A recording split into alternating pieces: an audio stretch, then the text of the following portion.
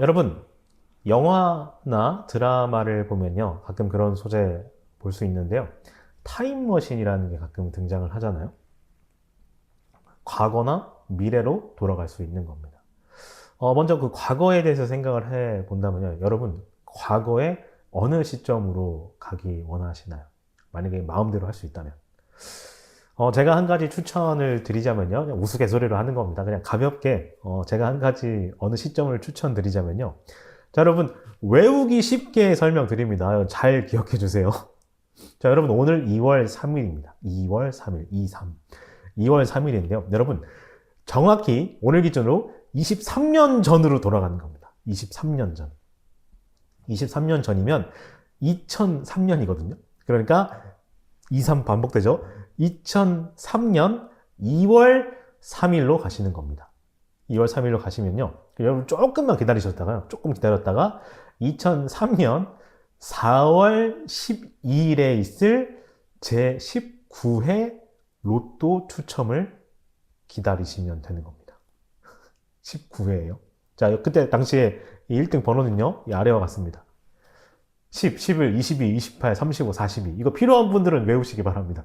우리가 언제 또 과거로 언제 갈지 모르잖아요. 갑자기 어느 날. 예. 혹시 타임머신 갑자기 만날 수도 있잖아요. 그러니까 이걸 꼭 외워두시기 바랍니다. 2023년 4월 12일 19회 거예요. 이게 왜 이걸 추천을 드리냐면요. 이때가 로또 역사상 가장 많은 당첨금이 책정이 됐던 날이라고 합니다. 무려 407억 원이 그때 이렇게 당첨금으로 이렇게 됐대요. 그러니까 18회차, 그 전 회차 때 1등이 안 나온 거예요. 그래서 그게 2월 됐고 19회차에 무려 2배가 뻥튀기 된 거죠. 407억 원까지 뻥튀기가 됐다고 합니다. 그러니까 여러분 혹시 모르잖아요. 혹시 언제 과거로 가게 될지 그런 기회가 생길지 모르잖아요. 그러니까 기회가 생기면 2003년 가서 이걸로 꼭 주시고 어딘가에 있을 저에게도 좀 이렇게 네. 혹시 가게 되면 그렇게 부탁드리겠습니다. 자, 여러분, 그런데 금전적인 그런 욕심이 없으시다면요. 우리가 한 번쯤 예수님이 살아계셨을 1세기로 한번 가봤으면 좋겠습니다. 한 번쯤은 가봐야 하겠죠. 특히 만약에 오늘 본문에 해당하는 그 시점으로 가게 된다면요. 이 시점으로 가게 된다면 우리가 그렇게 딱 가면요. 마침 예수님께서는 여러 기적을 일으키고 계시는 고대 근동으로 가야겠네요. 고대 근동 그 팔레스타인 지역으로 가보면 여러 기적을 일으키고 있는 그런 예수를 우리가 발견하고 만나게 될 겁니다. 그리고 오늘 본문이 오기까지의 이야기. 예수님은 여러 기적을 일으키면서 하루하루를 보내고 계셨던 걸 우리가 볼 수 있을 거예요. 거기서 중요한 건요. 그런데 우리가 미래에서 왔다고 하더라도 우리가 뭔가를 정해야 합니다. 바로 예수님을 향한 우리의 입장을 정해야만 합니다. 미래에서 왔다고 안 봐줍니다. 그 시대 그 장소에 있던 예수님과 함께 있었던 예수님을 만났던 모든 사람은 예수님을 향한 자신의 입장을 정해야만 했습니다. 중립은 없어요. 첫째, 예수를 믿거나 둘째, 예수를 거절하거나 둘 중에 하나를 무조건 정해야 합니다. 중립은 없습니다. 반드시 이 둘 중에 하나의 입장을 취하게 되어 있습니다. 그리고 중립은 없다고 말씀드렸는데요. 안타깝게도 가만히 있으면 중립이 아니라 거절입니다. 왜냐하면 거절과 같은 결과에 빠지게 될 거니까요. 자, 먼저 예수님을 믿었고 그 은혜를 입은 사람들을 보자면요. 27절에 예수께서 거기에서 떠나가시는데 눈먼 사람 둘이 굉장히 중요한 이 표현입니다. 다윗의 자손이여 우리를 불쌍히 여겨 주십시오 하고 외치면서 예수를 뒤따라왔다. 예수께서 집 안으로 들어가셨는데 그 눈먼 사람들이 그에게 다 나아왔다. 예수님께서 그들에게 말씀하셨다. 너희는 내가 이 일을 할 수 있다고 믿느냐? 그들이 예, 주님 믿습니다. 라고 대답하였다. 예수께서 그들의 눈에 손을 대시고 말씀하셨다. 너희의 믿음대로 되어라. 즉 예수님의 불쌍히 여김을 잊게 됩니다. 다윗의 자손이여 우리를 불쌍히 여겨주세요 하는 그걸 얻는 거예요.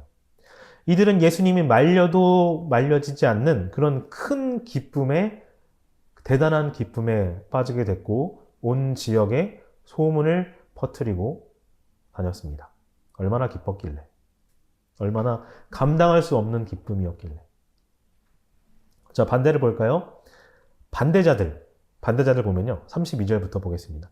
귀신이 들려 말 못하는 사람들이 예수께 데리고 왔다. 귀신이 쫓겨나니 말 못하는 그 사람이 말을 하게 되었다. 무리가 놀라서 말하였다. 이런 것은 이스라엘에서 처음 보는 일이다. 그러나 바리새파 사람들, 반대자들 등장합니다. 바리새파 사람들은 그는 귀신의 두목의 힘을 빌어서 귀신을 쫓아낸다 하고 말하였다. 야, 별거 아니야. 오히려 저거는 귀신의 힘을 빌린 거야. 현혹되지 마소라고 하는 것 같아요. 반대자들은 뻔히 보입니다. 그들은 예수님을 거부하고 있습니다. 그리고 그들은 예수님께 아무것도 얻지 못하고 있어요. 네. 불쌍하지 않나요? 예수님을 앞에 두고도 예수님께 아무것도 얻지 못하다니 안타깝습니다. 그리고 당연히 그 가운데 중립인 사람들도 역시 예수님께 얻을 수 있는 건 없었습니다.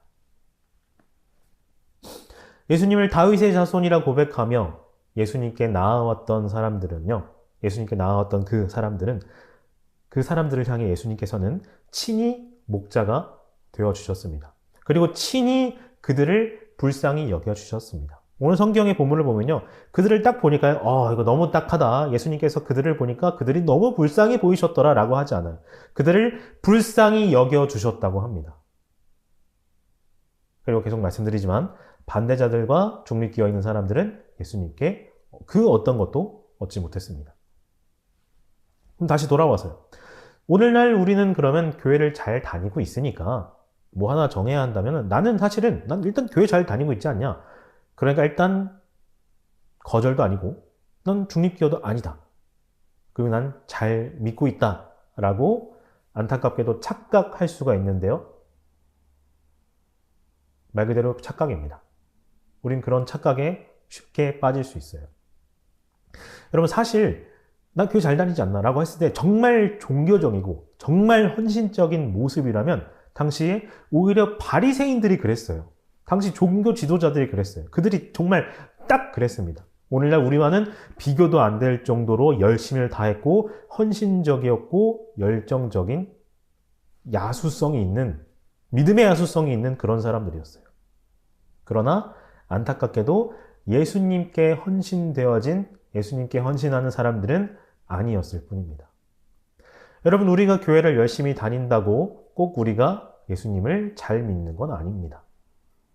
이 사실을 우리가 유념해야 하겠는데요. 자, 그러면 종교적인 거 말고 그럼 우리가 어떤 사람들이, 내가 어떻게 해야 예수님을 잘 믿는 걸까? 어떤 사람들이 예수님을 잘 믿는 사람인 걸까? 한 가지 포인트를 좀 가져와 보자면요. 저는 오늘 예수님을 닮는 사람이라는 포인트를 말씀드리고 싶습니다. 예수님을 닮는 사람이, 예수님을 닮아가는 사람들이, 닮으려고 노력하는 사람이 바로 예수님을 잘 믿는 사람입니다. 자, 그럼 오늘 본문에서 예수님은 우리가 예수님을 닮아야 할 그 어떤 모습을 보여주고 계실까요? 어떤 모습을 우리에게 나타내주고 계실까요? 35절부터 보겠습니다. 예수께서는 모든 도시와 마을을 두루 다니시면서 유대 사람의 여러 회당에서 가르치며 하늘나라의 복음을 선포하며 온갖 질병과 온갖 아픔을 고쳐주셨다. 예수께서 무리를 보시고 그들을 불쌍히 여기셨다 라고 합니다. 그들은 마치 목자 없는 양과 같이 고생에 지쳐서 기운이 빠져 있었기 때문이다. 그들은 예수님의 불쌍히 여김을 입게 되었고 예수님은 그들을 불쌍히 여기셨던 겁니다. 여러분, 예수님을 잘 믿고 싶으신가요? 내가 그동안 몰랐는데 예수님 이제 잘 믿어야겠다 하는 분들이 있으신가요? 그러면 예수님을 닮아야 하겠습니다. 자, 그럼 예수님을 우리가 어떻게 닮아야 할까요? 오늘 본문에서 말하길 예수님은 주변 사람들을 불쌍히 여길 줄 아는 그런 모습을 우리에게 보여주고 계십니다. 27절의 상황처럼요. 다윗의 자손 예수여 우리를 불쌍히 여겨 주십시오라고 하는 사람들을 예수님은 저버리지 않으셨습니다. 다정하고 따뜻하게 그들의 온갖 아픔을, 그들의 필요를 채워주셨습니다. 그들을 고쳐주셨고 그들에게 관심을 가져주셨습니다. 여러분, 오늘날 우리 분명 어떤 다른 성경의 말씀처럼 분명 나보다 남을, 상대방을 더 낮게 여기는 것도 그런 관계성도 필요하겠지만요. 오늘 하루 분명히 나의 다정함과 나의 따뜻함과 나의 온기가 필요한 사람들이 우리 주변에 분명히 있을 겁니다. 예수님께서 당시 사람들의 그 아픔을 외면하지 않으셨던 것처럼요. 오늘날 우리도 우리 주변에 나의 힐링이 필요한, 나의 온기가 필요한 그런 사람들을 우리가 외면하지 않았으면 좋겠습니다. 그렇게 함으로 오늘도 예수님을 닮아가는, 예수님을 잘 믿는 그런 우리 사랑받는 교회 성도님들 되시기를 주님의 이름으로 축원드리겠습니다. 자, 그런데 그 따뜻함이란 우리한테 방출되는 게 아니죠. 우리는 그러지 않아요. 우리가 이렇게 막 열이 방출되는 그런 존재가 아니에요. 우리는 예수님의 따스함을 힘입어 그 온기를 전도할 뿐입니다. 우린 전도체예요. 우리는 그냥 그렇게 따스한 온기를 전달할 뿐입니다. 여러분, 오늘 이 시간 함께 기도하며 나아갈 때요. 하나님, 내가 예수님과 더 온전한 관계 속에서 머물게 하여 주시옵소서. 그래서 내가 예수님처럼 살아낼 수 있도록, 예수님을 닮아가며 살아낼 수 있도록 주님 나를 이끌어 주시옵소서 라고 함께 오늘 기도하며 오늘 하루 시작하면 좋겠습니다. 함께 기도하며 나아갑니다.